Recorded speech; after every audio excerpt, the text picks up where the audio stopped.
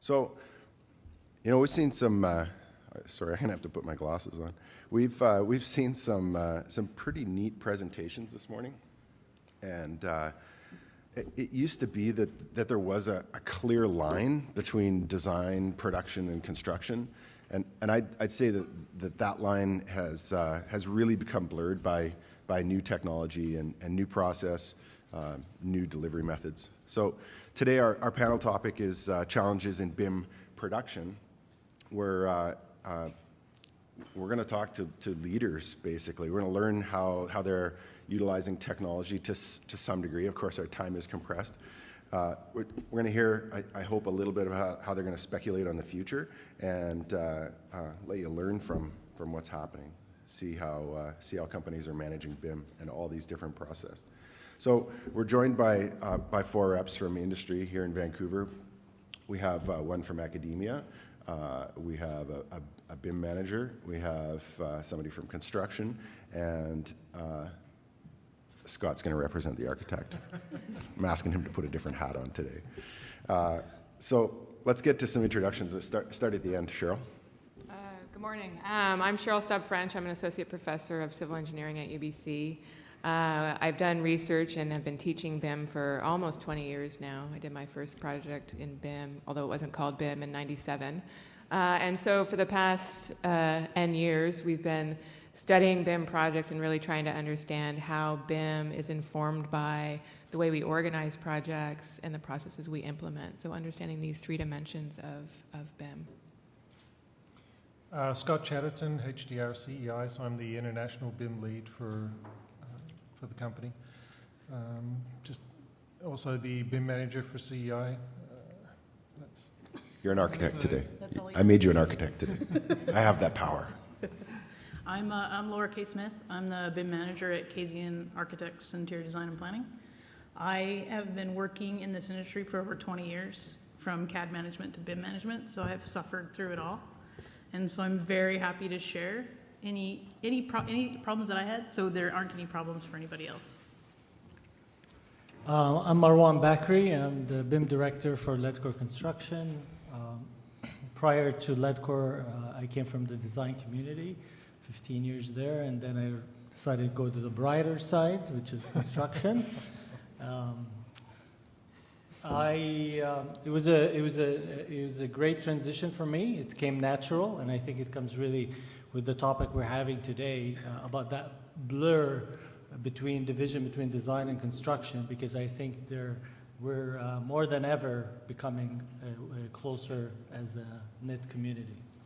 Mm-hmm. So, Laura, could we start with you?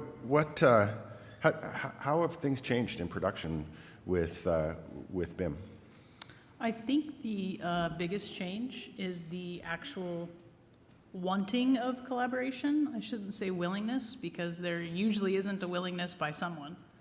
But in the beginning, you had the hand drafting, right? That's where I started, was teaching people AutoCAD, and nobody wanted to share their files or work together. And now here we are with BIM, 20 years later in my position, doing the same thing where no one wants to share their CAD files. So I think the progression has been, we're sharing our files reluctantly, to yes, we'll share our files, but we don't actually want to work together. If that kind of answers the question. So we're all going to collaborate, we're all going to share, but really not going to work together. We're just kind of sort of act like it. So before it was we're not working together, and now we're going to act like it. Is that a good answer? I don't know. Did I score 5 points? 3. Scott, as an architect, how does that ring for you? I think the biggest thing with collaboration is, the biggest fear with collaboration and with sharing models is liability. And I think in the old days, liability really boiled down to the accuracy of your drawings. And with AutoCAD and with hand drafting before building information modeling, the level of accuracy wasn't as critical. So, and that's why I think we were more focused on liability. So now with building information modeling, liability is still a concern, but for me, collaboration is more of a priority. Right. So I'm more willing to share our building information models, number one, because I have a high level of trust in how we model, and the skill sets that my technical staff have, but also because I know there's a need for collaboration. And really, if we're willing to collaborate and share our data and our models more efficiently and effectively, we're probably more willing to forgive any inconsistencies that may occur in the model. And Right. Marwan could probably comment on that. No, absolutely. First, we need to work more often. We work with Yes. Scott's office quite a bit, so you don't feel that lonely. We do love collaborating with designers, on children's with Scott. One of the things is, of course, there are different contractions, and you got the design build, you got the P3 world, and then, of course, this is the traditional ones. So I see there's a progression. And there's designers are lowering their guards as long as there's a conversation starting early about the expectation and why we need the models so early and for what purpose. And our approach to it is really we're taking that risk, whether it's a P3 or traditional. We want to share that information because that's enhancing the flow of information would result in a better outcome. So we meet early. We met during the pursuit stage. We set the tone. Then afterward, we had regular meetings that started on a weekly basis, half hours, and then that translates into a bi-weekly, and then we're back to weekly now that we're in construction. As I said, you build your LOD matrix together. This is just a baseline that you start, and then you ask everybody's input and be reasonable and be realistic. We give it blank, and we say, you fill it up, and let's talk about it. Then we tell them what we need it for from a quantity takeoff during DD, and does that sound realistic? So it's all about creating that conversation. So setting it up early is quite important, and setting the tone. So Marwan, you mentioned, it sounded like what you were talking about was design build projects. Yeah. Now, how would that translate to design bid build and more traditional delivery? Well, we are lucky because we work with designers. We have that we worked over the years. We have a very strong relationship, and that adds to that comfort of sharing models. I think sharing models today is no different when you had to sign a form. We still sign the forms for BIM models as well, and we get the models. So it's not really any really different. What I wanted to say is because we get invited to do early pre-construction services, and that's by invitation by the client, we get to speak to designers early in the design bid. So I think it's no different really than design build, right? Especially at the pre-construction stage. So Cheryl, you've done some research in this area. Can you tell us a bit about that? Yeah, I think what we're finding and what we're seeing elsewhere is that it really depends a lot on how you procure your projects and how you organize your projects. So this whole delivery mode is an important thing, and you often hear BIM and people talking about collaboration. You'll always see those two together. But collaboration doesn't just happen. It has to be facilitated. It has to be enabled. And you have to really understand how this affects the supply chain, and not everyone benefits equally from BIM. And sometimes people who create the models don't benefit the most from the downstream users. So you have to really understand how you're incentivizing everyone in the supply chain to collaborate. So if you want to have shared models, you have to think about also sharing risk, sharing reward, and in that sort of framing, everyone is incentivized to share.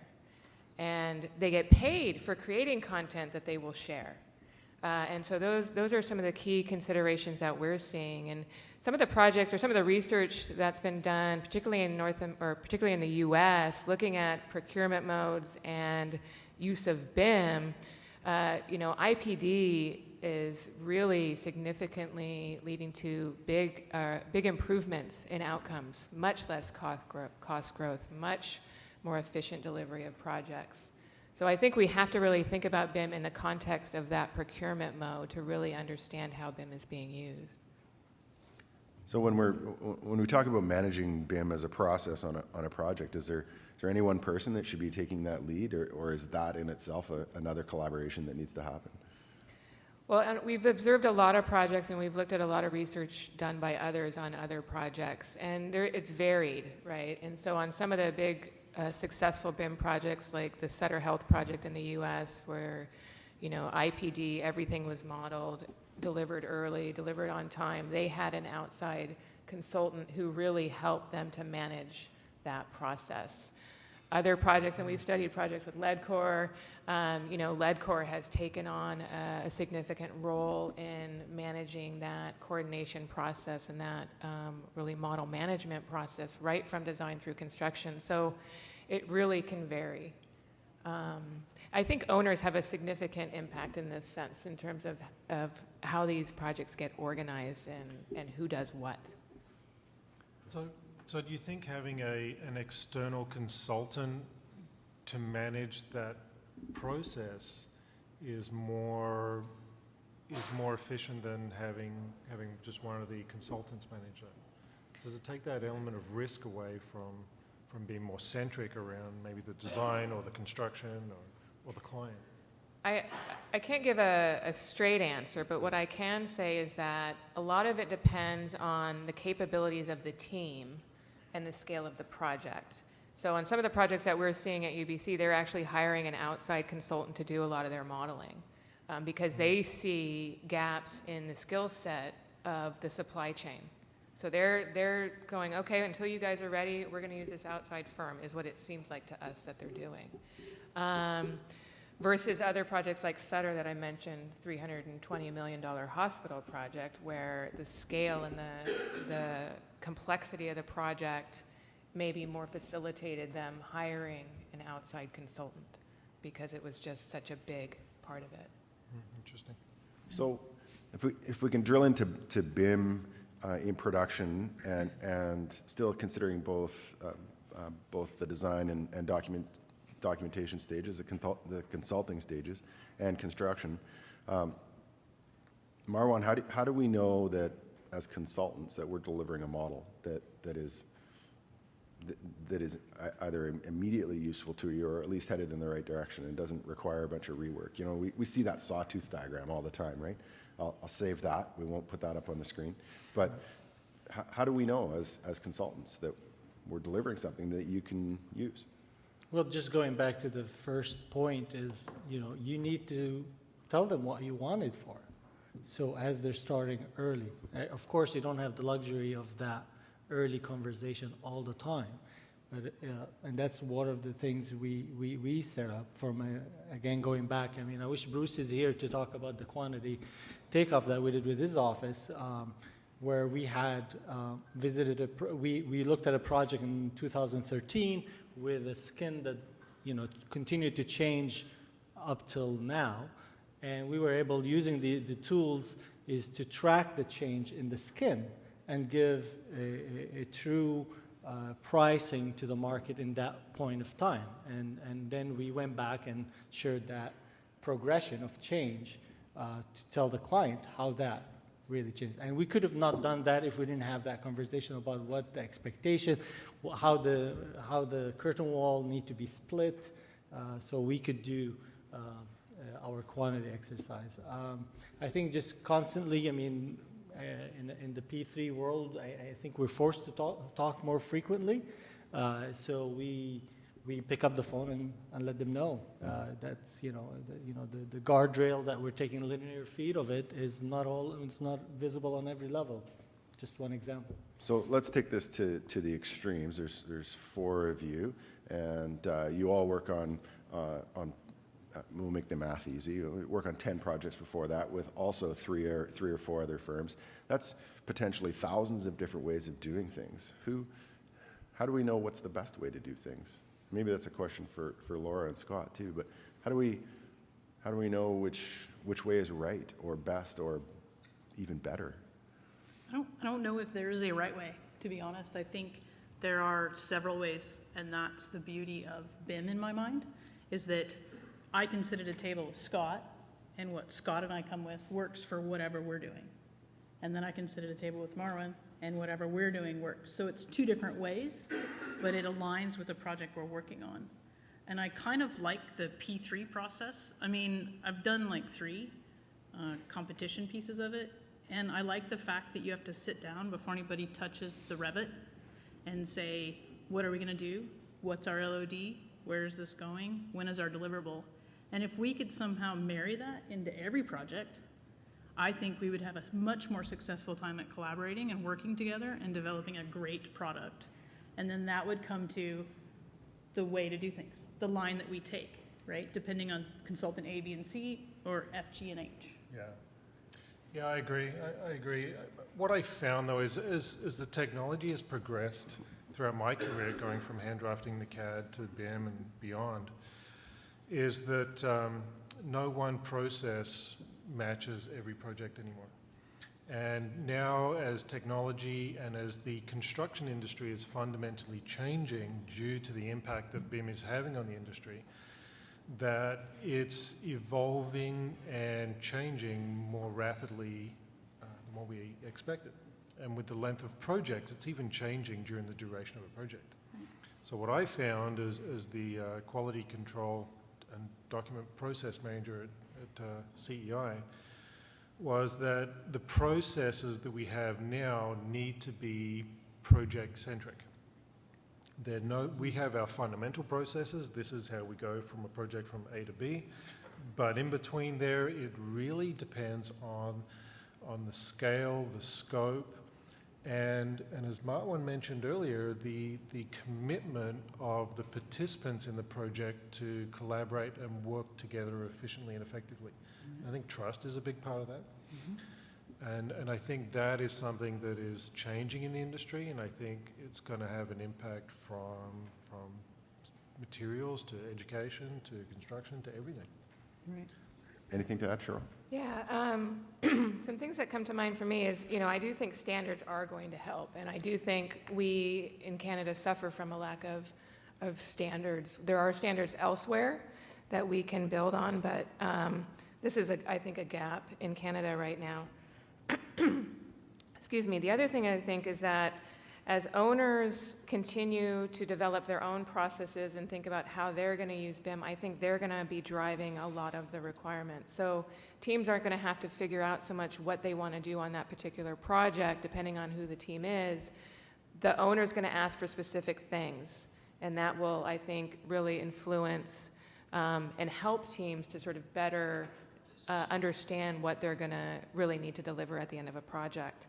The other thing is, I think, teams are going to need to be more nimble, and I think the design firms are going to have to really shift their mindset in terms of thinking more about how to work with builders so that the models really can be leveraged quickly and more efficiently. And the example that comes to mind for me is this project I mentioned in California, where DPR Construction worked with the architects, and they actually had the design firms, they actually had them tailor their modeling processes so that DPR Construction could leverage those models efficiently. And they were able to go from an 11-week turnaround on cost estimating down to a 2-week turnaround because those models fit so well with their cost estimating applications. Now, it took them a long time to get to this point, so I don't want to make it sound like that's easy. But that's the power when you have that. But it does require a mindset in designers and being willing to change the way they work so that the downstream users can really capitalize on the models that they're creating. Right. It comes down to trust, Yeah. sharing, and everybody at the table in the beginning, right? Yeah. When you talk about standards, though, standards or resources? Because I think we need a degree of resources that are available that is a level platform. And one other comment that I wrote down here is quite often the owners don't know what they want. Yeah, no, Or they're asking for stuff. In one hand, they're asking for a BIM, and the other hand, they're asking for CAD deliverables. Yeah. So I think No. it's an education factor there, and it's our job to educate our clients on the benefits. And yeah. Yeah, so in terms of your question, I totally agree. I mean, I think there needs to be a lot more resources, and I know CanBIM and the Institute for BIM and Building Smart Canada are working hard right now to create more resources tailored to the Canadian context.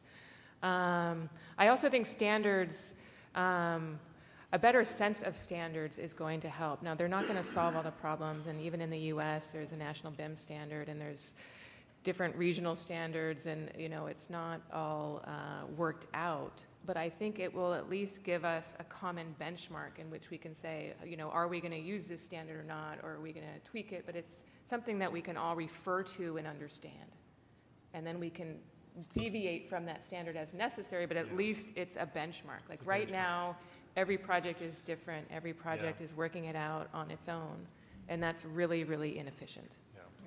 One of the things for me at Dialogue is to provide some kind of separation between the projects that we can respond to and the projects that actually finish long before we ever find them. The design technology team hears about a project after it's been done. And so we've drawn this imaginary line, and I guess depending on the price of oil, it's going to either be a $100 million project or a $500 million project. But those major projects need a different approach. And it sounds like what everyone here is saying is that it needs to be managed, that we need to take ownership of the process. We need to all be on the same page. We need to educate our clients, whether we're a constructor, Marwan, and we have a shared client, or we're an architect and we have the same client. There's a different education that needs to happen. Yeah, my community extends, beyond just the designers. We got trades who are, slowly, and some of them more ramping up faster than others. I mean, I met with two already here, and I'm very happy to see them there, and they're one of the best in the market here. So, we, for us, when you talk about shades of BIM, right? There are different shades.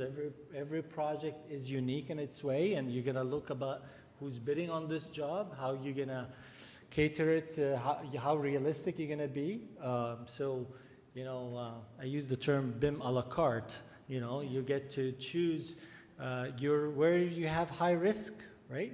And we know where they're high risk in a residential building, and where the high risk in a lab building, right? So your approach has to somewhat, and of course with time, we're gonna get everybody on board, and this has just become a common language everybody speaks. Yeah, I think we have a question.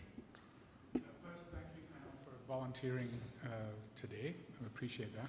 Sorry, Alan, I was voluntold. Yes, well, that comes with the territory, Scott. If he said no, it would have been you. And I would have said Scott.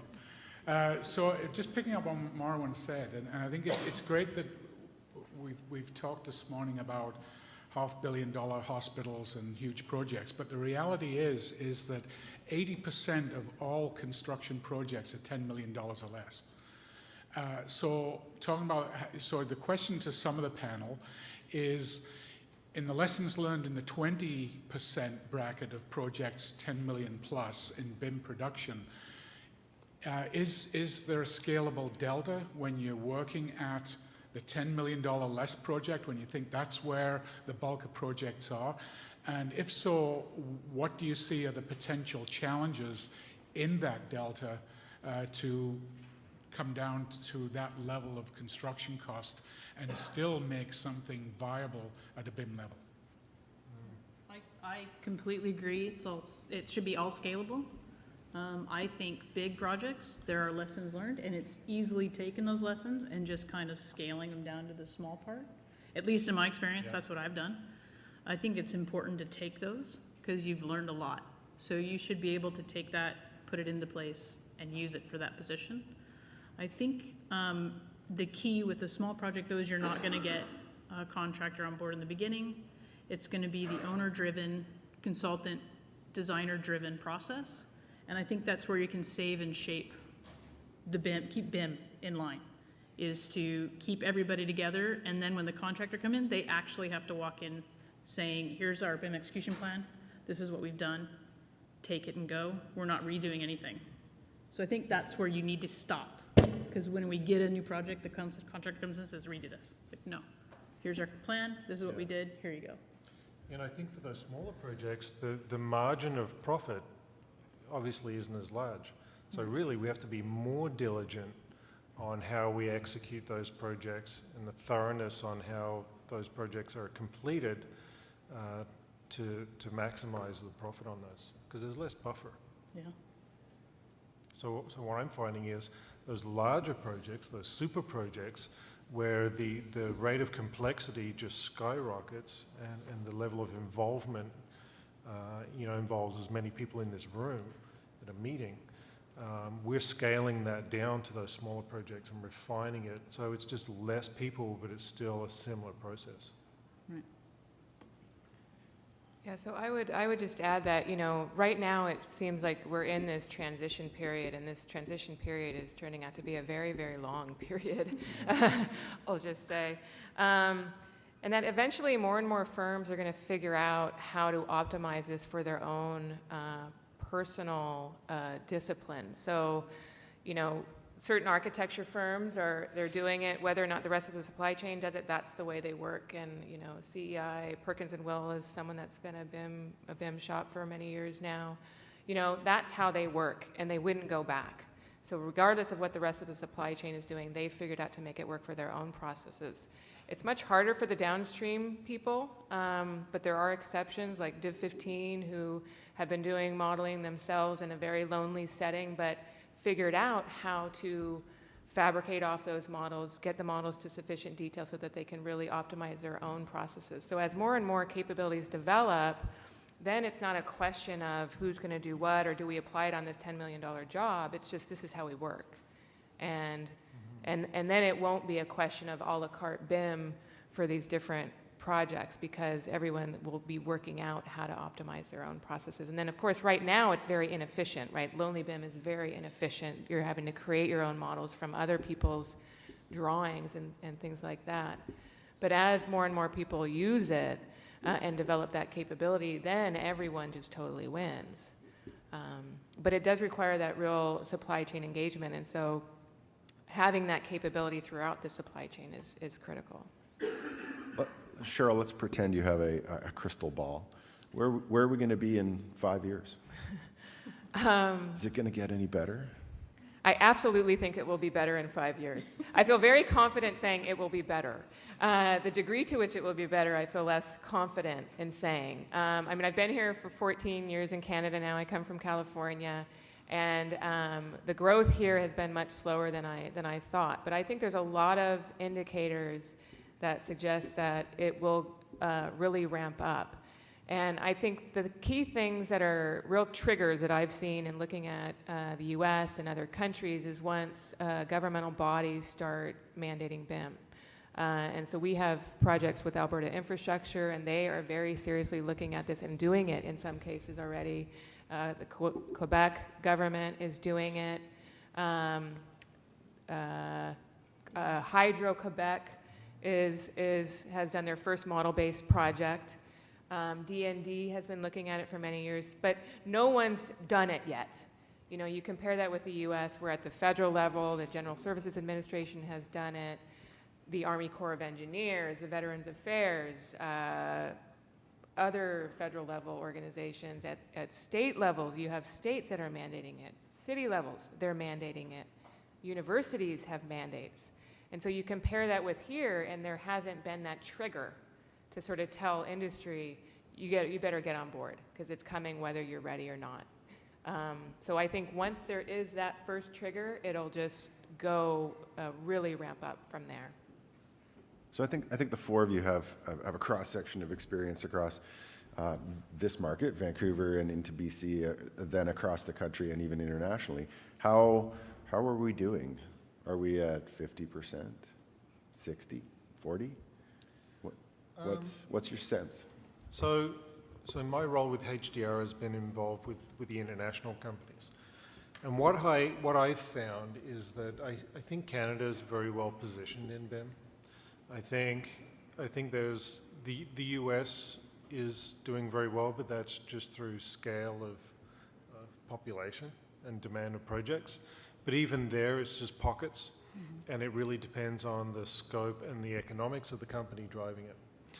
I think Australia just surprised me. Those guys have just taken BIM with both hands and running with it and kind of leaving everybody behind.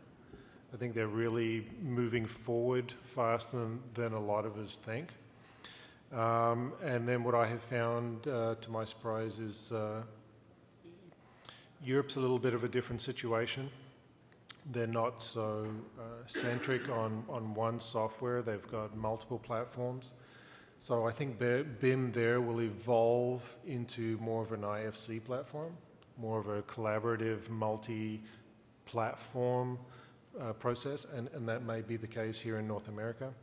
And then I think China and Asia is just going to take off. Right now, they're not really into BIM, but before you know it, they'll be really pushing the boundaries. That's been my experience so far. Yeah. I actually did, I did a couple little presentation run in California last year. I did Sacramento, San Francisco, and Oakland. And I was really surprised at the companies that came up to me and were like, oh, we're just starting to use Revit.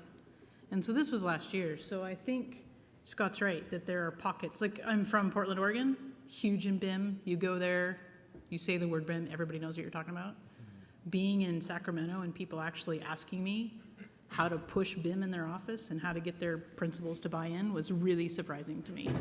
Yeah, if I just can add to Yeah. this, I think I get a sense when every time I go to the U.S. it has plateaued, right? And I think here in Canada we're self-critical about how slow we are in adapting to BIM. I think it's not true. There's a great momentum, and we've been catching up, and we've caught up quite a bit in a very short period of time, at least in my 6 years in Canada since I moved from the U.S. So I think the BIM in Europe has been a way of doing. I mean, Finland, Sweden, all these guys been doing it, before us. And it's not about the software; it's more about the process, right? Yeah. And that's why they have a wide, selection that they use over there. So I think we're in a good shape. I think we just need to bring everybody along, and I think that's what everybody doing in the U.S. and Canada is just catching up and make it as a tool of choice. Right. We need to go beyond the traditional BIM as a design tool process, and BIM as a process period. Scott, don't look now, but Bruce is here. I know. So welcome, Bruce. Thank you. On your So I'm behalf, Scott made some promises for B+H. We'll tell you about them after. Okay, great, thank you. We'll deliver on the promises. So we've been talking about challenges with BIM in production, and I know from our call that you had some really salient thoughts on the challenges and how we can mitigate some of those challenges, some of the benefits that you've seen directly on projects. And I think Marwan actually mentioned earlier the quantity surveying process on one project with some panels. Can you elaborate a bit? Sure. B+H is about 350 people around the world in 12 offices. We're using BIM across all offices with varying experiences and levels of success. And only in a couple jurisdictions like Singapore do they have a national BIM standard. And in Singapore, nobody had done BIM yet, but they had a national standard. So we and all the consultants had to meet that. So what I'm seeing is a world of without enough standards.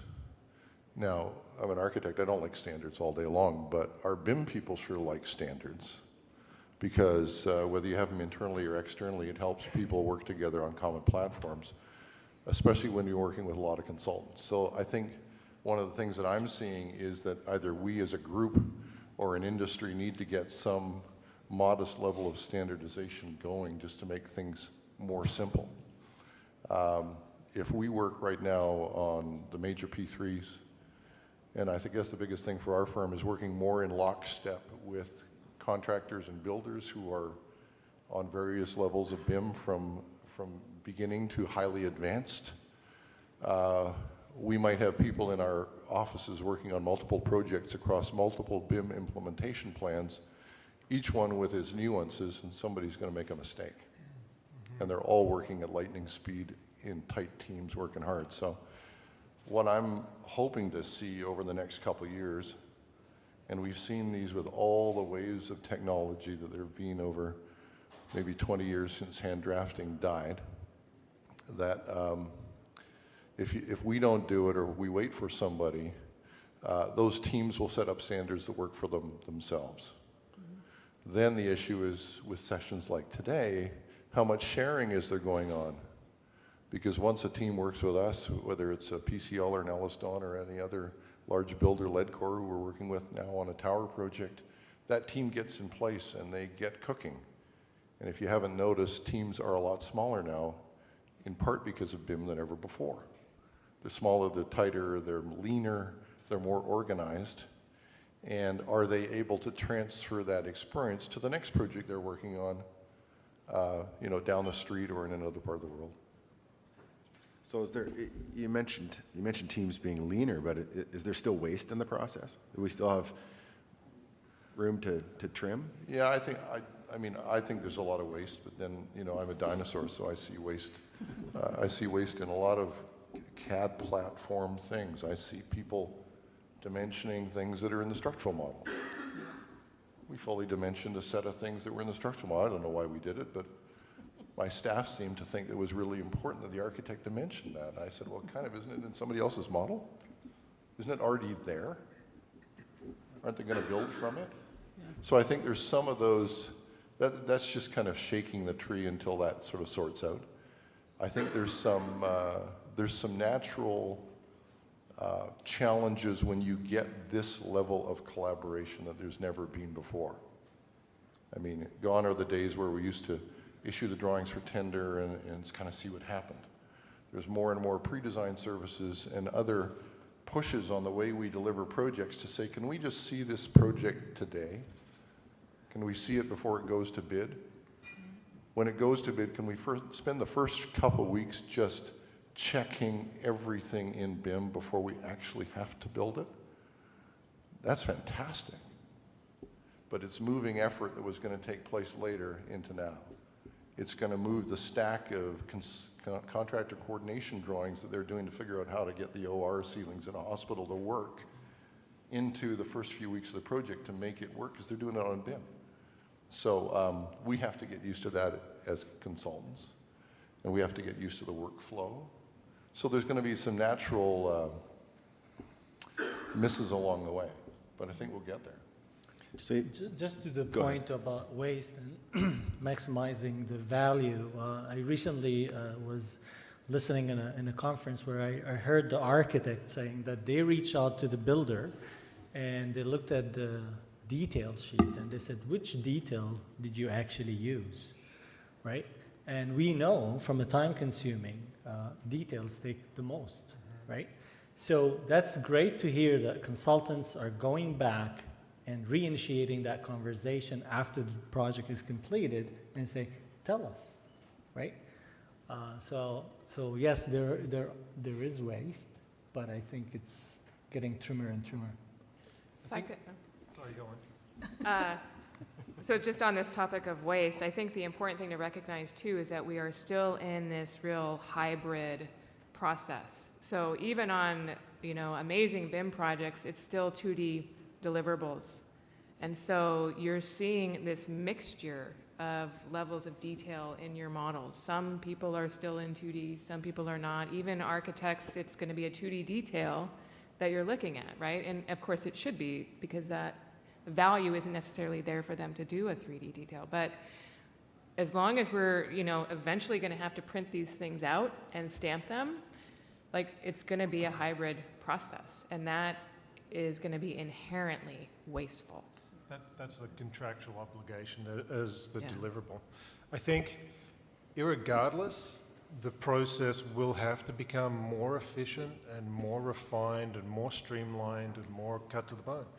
Every project that we do now is on a tighter deadline, on a tighter budget, right? We don't have the luxury of sitting back at the end of a project going, well, let's spend a week reviewing this and making sure it's right. Usually we're issuing permits for concrete pour before we figured out the design of the rest of the building. So inherently, we have to do things faster, leaner, quicker to make that percentage of profits stretch. Right. I think the other thing we're seeing is that the market isn't even. Remember the first days of AutoCAD, what you learned to draw was an oil derrick?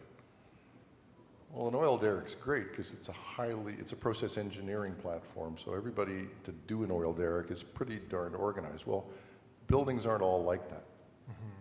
So if we and the contractor and the engineers are all on Revit, but millwork or the sheet metal or things that really matter that take time that influence the sequence of events aren't on there, there's going to be waste as well. It's the prototype building. Now, where it works really well, and I'll be a heretic because a lot of architects don't like P3s, they're tough. But they put us in lockstep with the builder and the sequence of builders' events and drawings and what they really need and when they need it and how they need it. And I found those to be highly collaborative because a lot of the commercial issues are put aside. We're all in this together to deliver a $500 million building on an ultra-tight time frame, and we're all in the same canoe. So then we get used to that, and then we all start serving each other. The thing about BIM and all these platforms is that they're idealistic. It's just a perfect world inside there. But it's not kind of perfect when it actually has to happen. So if the industry can look at BIM as a collaborative platform, the success of which is time and money and accuracy, then the owner can say, okay, well, how can I support that by removing some commercial things that I'm going to throw in your way so you don't work together? Like, this is yours, this isn't mine. I don't do this, you were supposed to do that. These lines are all getting blurred. Yeah, it really seems like it's time for another quantum leap. We've had this first big jump. We've got BIM, but we've had to mold it into shape to make it produce 2D documents and a model. And if I can be honest about some of our stuff, is just a mediocre attempt at both because we're burning through fee. So it seems easy, but I can put it all back on the owner. You change the contract, change the fee split, take out the contractual deliverables, change that up, make it easier for us, and that will be our next quantum leap. Right. And when we can focus on what's important, which is getting a model. If we could get a great model to firms like Marwan's, their job would be that much easier and it would come around. But so I think for many of us in the room, the challenge is, how do you get the owner concerned about how we do our work? I don't care how you do your work. Just want it done by a certain date. Don't tell me all your problems. Well, actually, you know, we and the construction community, suppliers, and everybody in that chain is all in this canoe called BIM leading to virtual construction, leading to final construction. But I think the owner right now risks being an observer, like they always are, with not meaningful participation in that, saying, wow, that's the model of my building? That's my FM, like started, we haven't even built the thing yet, there's my FM, there's my whatever. And as long as buildings are kind of one-off events, highly customized just for one event, we're still going to find that. So I'm kind of looking to the marketplace to say, gee, if we can make it matter more to the owner or to the industry at whole, then it's not just we and the builder trying to get our jobs done and the consultants. It's something that really vitally matters. We're seeing some of this in IPD and other ways to make teams collaborate more. So maybe there's something that academia can bring to that, something that research around situations around buildings can bring to that, or all of you can bring to your next project. It'd be great if the deliverable became the model. Yeah. Like instead of being these 2D drawings you have to stamp, I think here's the model. That'll eventually, it'll have to happen. Yeah, I think it would fix a lot of those problems. It would lean things up and make things easier. To collaborate, sorry, not in general, just to collaborate. I mean, I even said to my staff, wait a second, sorry, what are we printing drawings for? Yeah, exactly. And to a certain degree, we're doing that on some projects where we're using collaboration on the cloud, where it's accessible to everyone, including the construction company, who are our client. So we're constantly delivering them an updated model. Right. Unfortunately, the contract still stipulates, Here's your AutoCAD. half a tree of paper for Yeah. the document. So the other thing too, I think for owners is, I think there's a lot of conversation about getting owners to think about BIM, but I think we have to better frame it in terms of BIM plus collaborative delivery. And you can't get success in BIM without collaborative delivery, and that's where owners are critical. And I just want to bring up the UK government because I think they're a real model in terms of demonstrating what an owner can do. So they spent several years looking at their industry and analyzing it and trying to think about how to create a low-carbon construction industry. And the outcome of that, it's a great document actually, but it's really transforming their industry. They are now mandating BIM. They are expecting, they're hoping for what, 50% faster delivery, 30% more cost-effective, 30% more sustainable. And BIM is one of the key things. The other key things, though, are collaborative delivery, and the other thing is lean construction, and all of the mechanisms that lean thinking bring to it. So to me, it's these three things that are the critical ingredients to really creating that ramping effect to sort of revolutionize the way we deliver projects. So we've just got a few minutes left, and I'm hoping that every table will have at least one question. That was the deal, right? So can each of you offer some final thoughts? And if you get a chance to spur people on, you can be a little provocative if you want. Marwan, you ready? I think it's an exciting time. I'm an optimist if you haven't sensed that already. You know, I think it's a great time to be in this. I think yes, we have a lot of work to do when we go back, and I think there's you know, in my mind, yes, we need to make our documentation more interactive, more synced, right? We're still fragmented, whether it's paper or PDF, and how that really relates back to the model, right? So I think I just think we're heading in the right track. I'd love to see our trades coming more and become self-equipped with these tools, so we could one day fabricate from a digital model. Laura? I think we're right. I think we're right at this wave right now for BIM, and I think we're just getting ready to jump on the next one. And I believe that if we could at least collect everyone together and at least get to the level 2 BIM, which would be fantastic, but then also start striving for that level 3, which is the full collaboration and everybody working together, that to me would be the next phase, because we are right now at almost level 2. Just be nice to jump to level 3. That would be my dream. Yeah, it's not happening fast enough. No. Right, I remember when I first got introduced to BIM, and I thought, wow, this is awesome. It's going to revolutionize the industry in 3 years. And then 3 years go by, just like you said, and another 3 or 5 years, and decades go by. So I hope we're going to jump over that hurdle faster. I think there's people in the industry that are pushing that, and what I'm seeing in our office is that the students that are coming out of our education facilities, they're very comfortable in a digital platform. Mm-hmm. And those are the guys that are going to push it. They're going to push it forward. Those are the next generation of architects that this is going to be the norm. Right. And I can't wait for that to happen, because it needs to happen faster. It needs to happen faster on so many different reasons, right? Social responsibility and economic responsibility, sustainability, many different levels.